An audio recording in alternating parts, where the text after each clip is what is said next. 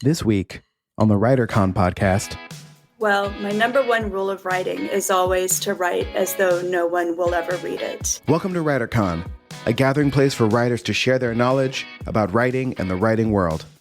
Your hosts are William Bernhardt, best-selling novelist and author of the Red Sneaker books on writing, and Rene Gutteridge, best-selling author of over 30 novels and screenplays. Hello, writers.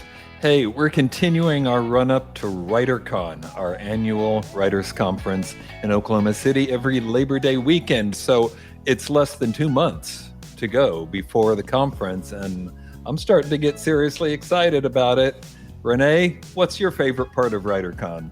Well, I have a lot, and I think you've asked me a few times, but I have a different answer every time. But this is Good. One thing that I thought about that I love is when I see a writer come out of an agent meeting or a pitch or something, and their face is just lit up, and they, sometimes I'm a complete stranger, but I happen to be standing there, and they're just like, it was such a good meeting, and they like my stuff.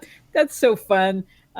We see a lot of that at WriterCon, and it's just, I remember that feeling, and I love seeing people have those victories and those wins. So that's very fun. That's terrific. Jesse, there are a lot of things I could ask you about WriterCon, but instead I am going to cut to the question I know is uppermost in our listeners' minds. Will you be performing at karaoke night this year? Here's the thing. I'm not against doing it. It's just I can't tell Michelle that I'm doing it because then she'll be nervous about me doing it. So I'll just go do it. Come? She's in the introvert camp of no karaoke. Okay. Me too. Yep. I have no problem singing horribly in front of people. Is that why you don't come, Rene? I thought it was just me. No, I can't do it myself, and I also can't watch people do it. That's how introverted I am. So, yeah. That's you feel the pain, or I feel all of it. I feel every emotion.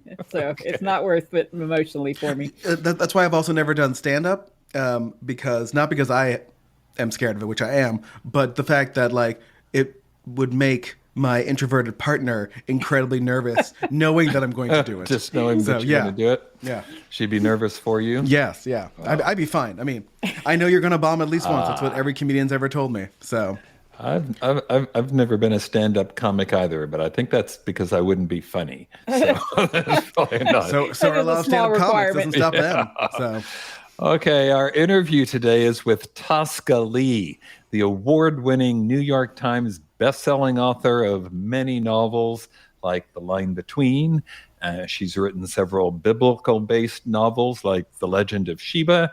She wrote the Books of Mortals series with another New York Times bestselling author, Ted Dekker. And most recently, she's written a historical World War II-based novel, The Long March Home. She's the recipient of 2 International Book Awards, Killer Nashville's Silver Falchion, and the ECPA Book of the Year. In addition to the New York Times bestseller list, her books have appeared on the IndieBound bestseller list and the Library Journal's best of list, and many others. We will talk to Tosca after the news segment and a brief word from our friends at Draft to Digital.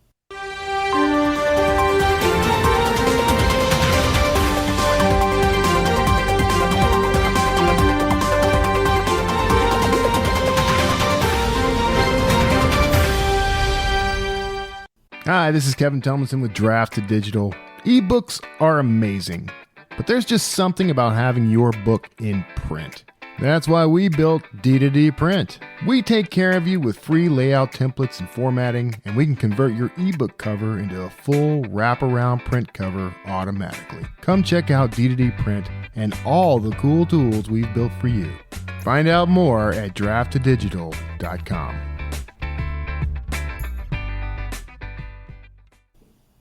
All right, 3 quick updates and then 2 new big stories. And Rene, you'll be happy to hear that none of the updates involve any author murders or anything like that. I know what's happening to the world. A quiet week, huh?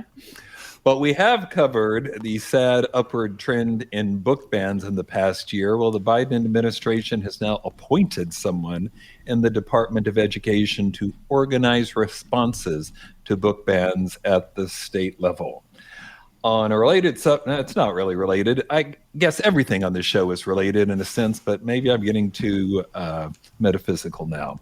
Anyway, we've talked a lot about AI. We've covered the near panic going on now about ChatGPT and other AI programs that collate scraped information in a way that resembles actual writing. Not that I have a position on this or anything. Amazon has announced that it is now including on its book sales pages AI-generated summaries of customer reviews. Like, in case you don't have time to read all those 1 to 5-star reviews, the AI will just generate a summary. Oh, geez. Do you think, will that help sell the book? If I could pick and choose, maybe, but that's scary. Oh, well, and the third item, Kindlepreneur, which many of you will know is a popular program used by indie and other publishers to generate keywords to help promote books. Now they've added a new AI tool to its book description generator to help you come up with the keywords that you can use in your advertising and whatnot. I think all this talk about AI is not going away anytime soon. But here's the first big news story, major breaking news since our last podcast. Simon & Schuster still for sale, and there's now a third bidder in the running. Simon & Schuster has been on the market for a while. Some of you will recall that there was an attempt by Penguin Random House to purchase the company, but the Justice Department put that down, saying that it would be monopolistic. Okay, according to the Wall Street Journal, there's a new bidder, a guy named Richard Horowitz, who does this sort of thing. He's an investor, but he's got backing from an Abu Dhabi sovereign wealth manager, and it will join HarperCollins, another one of the big 5 publishing houses, and a private equity fund called KKR, which has been in the news a lot for other reasons. And they're all going to come around. Apparently, they've passed the first round of bidding, and the second round of bidding will be held any day now. Rene, the Justice Department already said that Random House couldn't buy this company. Why is it possible that HarperCollins can buy this company? Well, Bill, you couldn't have picked a more appropriate question for me because it is my area of expertise. So I think the legalities. Yeah. I can speak for most of us and say I have no idea what. I mean, granted, HarperCollins is smaller, but still, we've been talking for years about the so-called Big 5, and if there's a merger between any of them, it's going to be a very big member of the Big 4 afterwards, isn't it? Are you asking me? I love Rene just does not care about this story at all. But Bill and I care immensely, deeply about the story. He does this to me. I know. I love Jesse. it. Yes. It's wrong. No, if Penguin Random House can't buy them, HarperCollins can't buy them either. You wouldn't think. Yeah. Plus all I this agree. private equity fund bidding but that seems, that's how Barnes & Noble got published, right? That was another equity fund who bought it and then hired James Dunn to come over from England and try and whip him into shape. And it looks like the same thing is sort of happening now, but I don't think it makes any sense. Is it HarperCollins and a private equity firm, or is those 2 separate bids? There's 4 different parties involved, all pooling money together. But HarperCollins is an actual publisher that would be, they're part of the Australian News Corp, Rupert Murdoch and all that. Yeah, so they would be acquiring Simon & Schuster, which is, as we speak, the only member of the Big 5 that's actually American-owned. That would end, of course, if this goes through. This is something I never thought I would say on a podcast. Maybe the private equity firm should buy it. Not something I would normally say about anything else. But in this case, competition is good, and in a shrinking market, you don't want less competition, you want more. Yeah. So...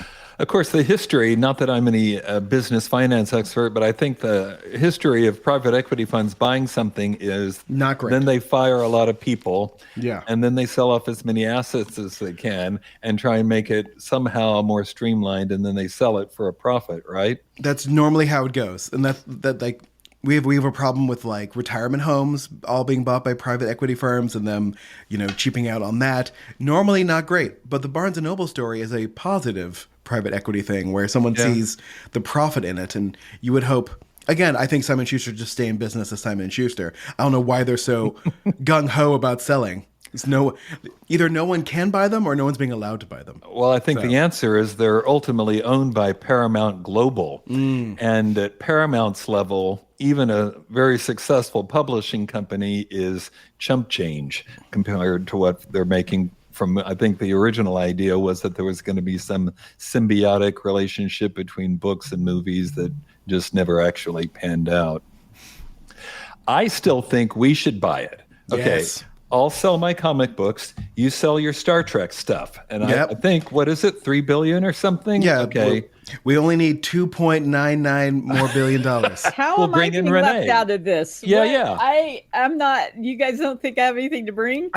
Okay, all right. Well, no, you can be our private equity member. What are you going to sell? Right. Okay. Let me think about that. I'll get back to you. Okay, second news story.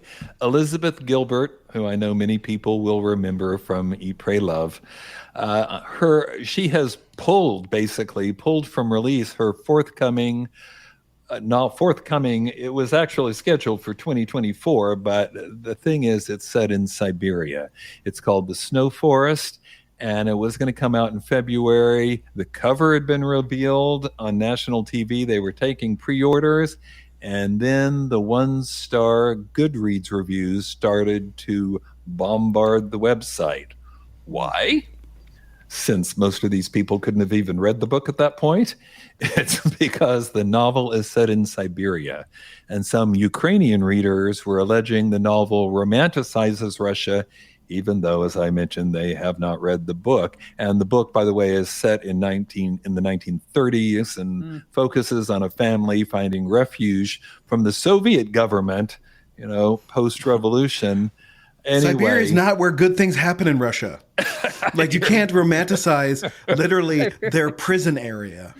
Well, Dr. Zhivago sort of did. I guess that's true. Anyway, so Elizabeth Gilbert posted to social. She just, she's got enough clout to pull a book and just said, it is not the time for this book to be published. And reorders are going to be refunded, and the publisher has made no comment, but a lot of others did. PEN America said the decision was well-intentioned but regrettable and asked the author to reconsider. Meanwhile, a statement from the Authors Guild said, quote, it's a personal choice, end quote, and quote, we respect her decision, end quote. Okay, Rene, can I go to you first on this one? I do have an opinion about this. What do you think? Yeah. Should she have pulled the book? Well, I respect her decision as well, but I will say that I've been following some of the news on these Goodread reviews that are trashing novels before they're even out. And it's a real tragedy, and I hope that this trend doesn't continue, because it's absolutely devastating for an author to come up against something like this before the book is ever out and read. This Elizabeth Gilbert thing, it's a kind of a different beast in what it's dealing with. But at the same time, I think we're going to see more of this, and I hope that authors will stand up, and publishers especially will stand up to this and not let all of that influence. Well, yeah, I think, negatively. Jesse, what bothers me most is thinking that, both the author and the publisher only discovered this wasn't the right time for a book set in Russia after basically the book was review bombed on Goodreads. What does this say about the power of the internet, do you think? I mean, this has happened in movies a lot where, I remember, when Captain Marvel came out, it was review bombed before it ever came out. And I remember Rotten Tomatoes had to change their review policy to not allow reviews until like a week before the thing comes out, when like screenings start and whatnot. Goodreads should have a similar policy. You can't review a book that's not out yet. Yeah, that sounds like Goodreads, of course, is owned by Amazon, so they would probably feel like those reviews were promoting sales of pre-orders. Anyway. If Amazon can make it so that they can take review text that someone wrote and clean it up via AI, they also have the ability to set a timeline on when reviews are allowed on Goodreads. Yeah, so they can figure it out. I think that sounds good to me. All right, Jesse, cue up the music. Let's talk to Tosca Lee.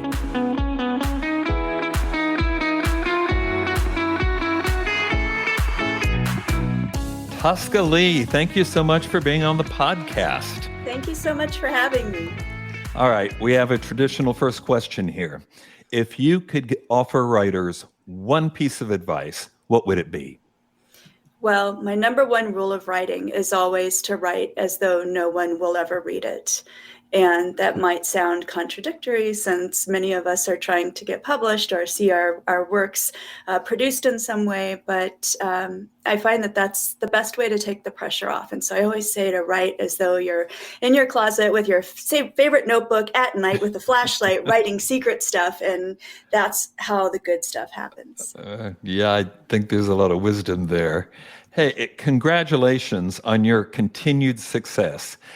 Am I correct in believing that The Long March Home is your most recent release? Yes, this book right here. It's so embarrassing. But Yep, that's number 12. Okay. And you co-authored that with Marcus Brotherton, am I right? Yes, that's right. And tell us about that book. It's kind of a change of pace, right? It is. So my other books have been ancient historical or thrillers or suspense or dystopian. So this is a change of pace for me. It's a World War II novel set in the Philippines, and it's about three best friends who are stationed there in 1941, right before Pearl Harbor is bombed. And within 10 hours of the bombing of Pearl Harbor, the Philippines is also bombed and plunged into war. And this war lasts until April of 1942. And so this is a story about a chapter of World War II history that for some is not widely known. And it's about the Bataan Death March and the nearly 4 years of POW life for those who had survived to that point. And so once you survived the march, which was 60 miles in 6 days out of the Bataan Peninsula to the POW camp, it's just the beginning of almost 4 years of terrible hardship. So it's a survival story and a story of friendship and brotherhood. Sounds fantastic. It really does. I was reading a little bit about it, and that is actually a point of history that I'm not very familiar with. So I'm eager to read it in novel form. Okay, so you've collaborated with Marcus Brotherton on this. Interestingly, one question I get a lot is how do you do collaborations? And because writing is very solitary, and so can you tell us a little bit about your collaboration journey and what your strategies might be? Well, this is my second collaboration. So I've also written a trilogy with Ted Dekker, and that was 500 Years in the Future dystopian trilogy. And so that process was actually very different than this process. And I also get asked that question all the time. How do two writers write together? Because it is a very solitary thing. And of course, even when you write with somebody, you have your solitary moments. But in my collaboration with Ted Dekker, we brainstormed everything from the ground up. But in this particular instance, Marcus, who I knew before and who I had endorsed his previous novel before, though he's best known for his World War II nonfiction, he reached out to me in 2017 and said, "Hey, I've got this back burner project I'm working on about the Bataan Death March." He'd been working on it for 7 years off and on between projects. And he said, "Would you like to join me in this story?" And honestly, I was not familiar with this part of World War II history myself. So he had to kind of catch me up to speed. And when I heard it, when he told me more, I said, this sounds like a really important story to share. Count me in. And so I added 5 years to the process, but this was a very different process because, and I think this is actually quite rare. Marcus essentially handed me his earlier drafts and said, here you go, do with it what you will, and be as free as you can be. And so, and that's great because that takes me back to writing secret stuff again and writing as though no one will ever read it, right? And so I added 5 years of pulling, this manuscript apart and seeing where I felt that I could add value and add more to the story, and of course, spending time researching all this as well. And so 12 years total to create this book. And at the end, of course, we're passing the manuscript back and forth. And we've got our moments of, I really don't want to take this out. Here's a non-negotiable for me. And we honor those non-negotiables. And they're not long lists. And we're both pretty easy to get along with. So, it worked out really well. That is a terrific story. And we've done a bunch of interviews, but I've never heard a story like that. That was just astounding. I think it's so rare for an author to say, here you go, take my baby, Absolutely. do what you will. Other things. Yeah. Well, while we're talking about collaboration, let me also, did you admire that segue? Let me also thank you for attending WriterCon this year. Yay, I'm so excited. It's true. I know how busy you are, but I know this is also not your first ever conference. What is your favorite part of these gatherings of writers? Yeah, it's the camaraderie. And I always, at the start, anytime I'm keynoting or anything like that, my first reminder to those who are in attendance is always to take advantage of this time. So many of us are introverts, right? So, it's a little uncomfortable sometimes, but to take advantage of this time to meet people who will take that journey with you. Because having been on this journey now myself for decades, I can look back and say that there are people I've known now for many, many years who have become friends for that journey. And I think that's, of course, you want to learn more about craft. Of course, you want to be encouraged and inspired and all those things, and you will be. But when you leave with those friendships that will take you all the way through, I think that is the big value. Yeah, me too. All right. I was preparing for this interview, right? So I went to your website today and read what there was to read. And now I just wonder, have you ever in your entire life given an interview where somebody didn't bring up former Mrs. Nebraska? Well, yeah, there's a few where they don't bring it up, but I did. My scene cast. Right. Well, you used to model, right? Well, that came after so I did the pageant thing, and it's because somebody said you should try this, and I was like, okay. That's literally how it happened. I didn't grow up doing it. Somebody said, go try it, and I did, and then the modeling thing happened because I had made friends who were doing this through the pageant stuff, and they said, there's so many younger models, teenage models, but they're turning away adult, mature models because, they're turning away work because they don't have enough of the adult models to do this commercial work. And I said, well, heck, if they're turning people away, I'll go sign myself up. And it's been a lot of fun. And I've modeled everything from soup to party goods. I've literally modeled soup before. It's weird, but for a food company. Do you have pictures? Because I think I'd like to see We want to see the soup. Well, and it's awkward because you're holding the soup and they've made the soup beautiful, right? And it's all perfect. Oh, it never looks that way. You held a bowl of soup. I've modeled the soup. So I'm like. That's amazing. It's really fun. Modeling is not all what you think of when you think of modeling. It's often, office supplies or home things or whatever. So, but it's a lot of fun. Oh, okay, see, now we're up to 2 stories that have never been told in the history of this podcast. I have not talked about landmark this before. episode. Well, it was set up so perfect too. She's like, I've modeled everything, and I was gonna, think like sportswear, and she went with soup, and so that was amazing. Yep, soup. All right. Well, okay. So, so you've clearly had many interesting journeys, but in writing in particular, you are one of the most prolific genre writers that I know. And, I'm a genre writer myself. And so I know it can be difficult, but you blow me out of the water on your genres because they're so vast. So you've done contemporary thrillers, you've done biblical figures. Now you're doing a mainstream historical novel, which, historical novels, that's a whole beast in and of itself, as you said, tons of research.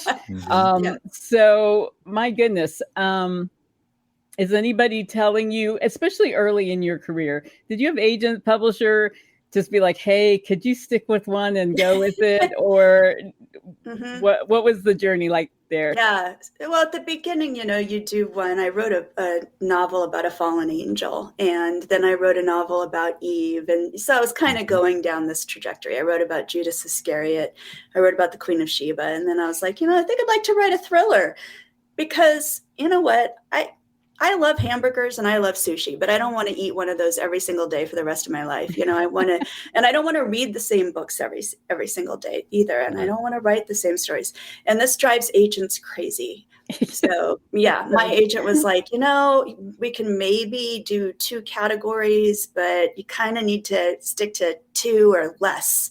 And that's kind of hard, but I think these days anymore, genres overlap so much. So some of my thrillers are slightly supernatural or slightly historical, or, and so for me, I can see the overlap, even if the agents can't as much. But here's the thing: you pay for these books that you write, and you're paying in chunks of your life, right? So, which is a limited supply of what you've got to offer. So you're paying this out. And so it's got to be a story you love, and it's got to be a story that's worth a chunk of your life. And then when it's out, you're signing it and you're answering questions and you're talking about it with fans who may have just discovered that book, even though you wrote it 20 years ago. And so you're married to it for the rest of your life too. So you got to love it. Right. That's such a good answer to really that, is. Tosca. I love it. That's such good advice. So now, perversely, I'm going to ask you, what's the worst piece of advice, writing related, that you've ever received? Oh gosh, well, there's 2. One is write what you know, which there would be nothing written by me. There'd be a lot left out, wouldn't there? It'd be like, how to fit into a pageant dress, or like seriously, or where the best burger in Chicago O'Hare Airport is, because I used to travel a lot for my job, but there would not be any of the stuff I've written. So that's quite limiting. And you don't take the journey if you are only, if you're not discovering new things along the way, right? And the other one is, and I know there's a lot of writers who would disagree with me on this, but the other one is write every single day. Well, I don't write every single day. Some days I just don't. And in between projects, I don't write every single day. And I know they say writers write every single day, but by that definition, I'm not a writer. So. Well, I think you are. We disagree. I'll stack 12 published books up against that. Okay. That have done very, very well. Okay, let's flip it over. Looking back, what's the best piece of advice or something you learned along the way that really helped? So, you both know how this industry can turn on a dime and can often be very discouraging at times, especially if you've been in situations like I have where your imprint got shut down or there's no marketing budget or, whatever. So things can become really tough sometimes. And also the writing itself is tough, right? And there are days when it doesn't come out very, very quickly. You don't hit that flow, whatever. The best advice I've ever had came from my husband. And it was a day I was really discouraged and I was moping around. And he said, why don't you just go up to your office and have some fun? And I was like, what? Can't have fun? This is a job. This is my life work, blah, blah, blah. And you know what? He was absolutely right. Because if you're having fun, then it comes down to paying out chunks of your life again for that story. And also, if you're having fun, you're going to write a great story. You just are. Absolutely. Have fun. That's so good. So, okay. So we've established you don't write every day. And, No, I'm a total Right. slacker. Skip that question. Yeah. We'll deal with that later, Tosca. But, so when you do write, and probably I would imagine like you're looking by project Right. these days. So what does your writing day look like? How do you organize it? What do you do? Do you have a favorite drink? Do you have a favorite time? What does Tosca's writing day look like? Yeah, it's changed. I 7 years ago, I married a single father of 4. So up to that point, I was writing in the wee hours, 2 o'clock, 3 o'clock, 4 in the morning. And these days, I can't do that like I used to. I'm tired. So, I've had to really reevaluate. And, one thing I always tell other writers is honor the way you work best, however that is for you. And it may change. So for me, I try to do my work in the morning because I know that there's going to come a point when my brain is just going to kind of shut down. So these days it's the morning. I don't have a lot of structure. I've never been a very structured routine person. But when I'm in it, I try to keep some velocity going with the project, because if I take a day away, it's hard to get back. If I take 2 days away, it's just disastrous. So I really try to stay in the flow of the story. And I try to, it's really slow for me at the beginning. I might eke out 100 words the first day, or maybe 150 on a good day.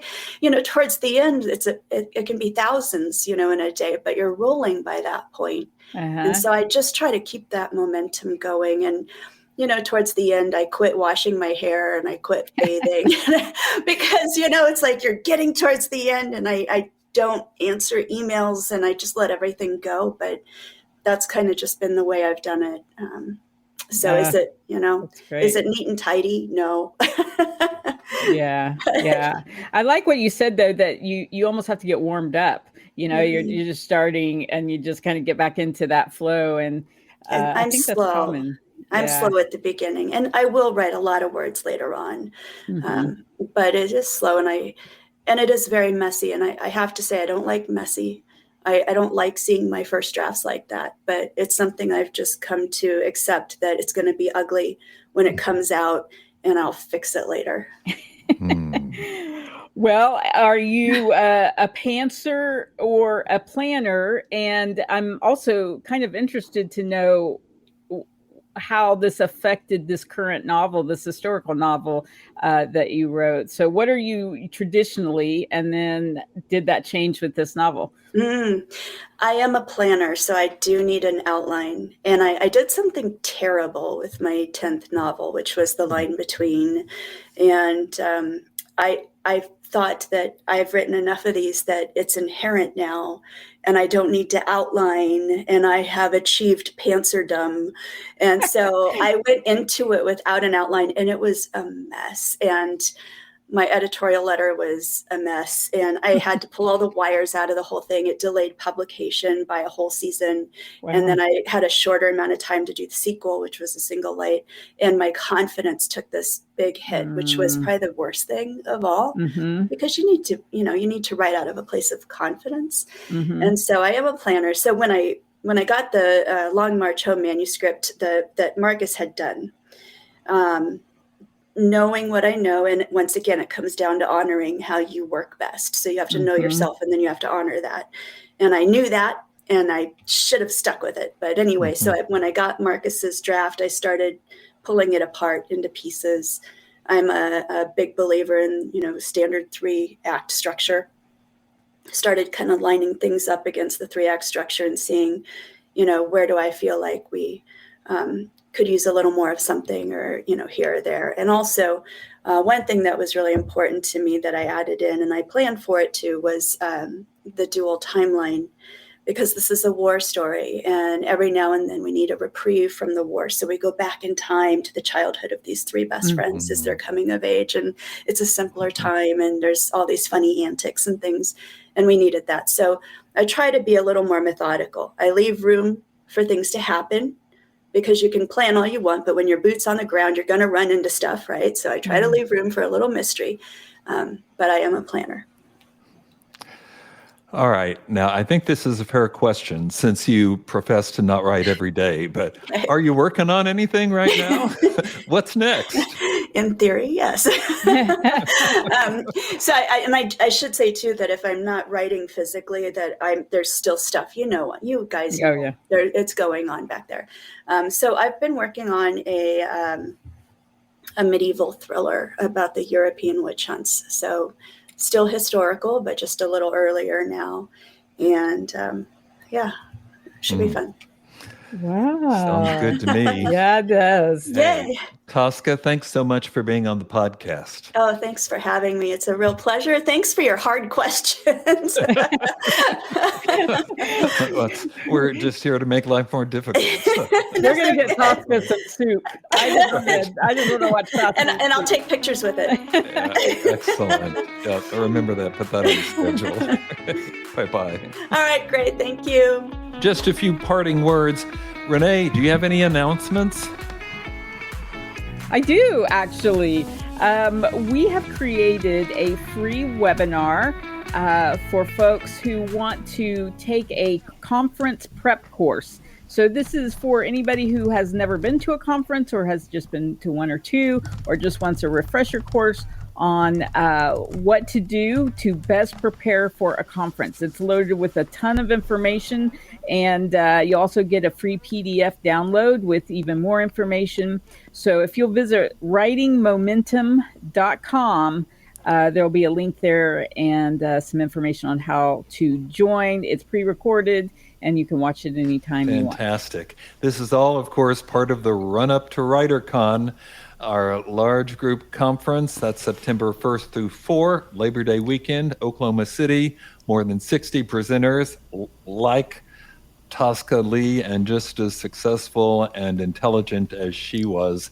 And we have contests and chances for critique, consultation, classes, and just fun stuff like the open mic and the evening roundtables and karaoke night. I'm going to get Jesse in there somehow. I'll do it. Listen, just wait and see. As long as you're okay with some Tenacious D songs, I will happily do some karaoke. So. There you got it. It's on tape now. All right. For more information, please visit our website, which is writercon.com. Until next time, keep writing. And remember, you cannot fail if you refuse to quit. See you next time.